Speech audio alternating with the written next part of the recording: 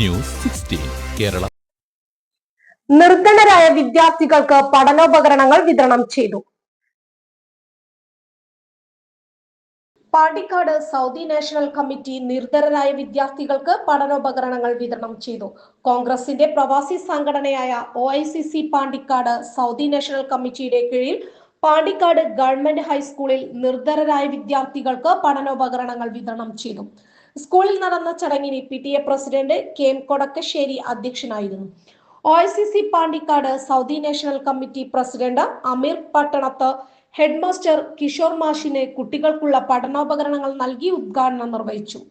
OICC ഭാരവാഹികളായ Khalid Kizhakke Pandikkad, Manu Pattel, Shakir MK, Sadiq Ali Kalakkara, principal Saumini teacher, Seema Lakshmi teacher എന്നിവർ ആശംസകൾ നേർന്നു. സ്റ്റാഫ് സെക്രട്ടറി അൻവർ സാദത്ത് സ്വാഗതവും ശശികല ടീച്ചർ നന്ദിയും പറഞ്ഞു.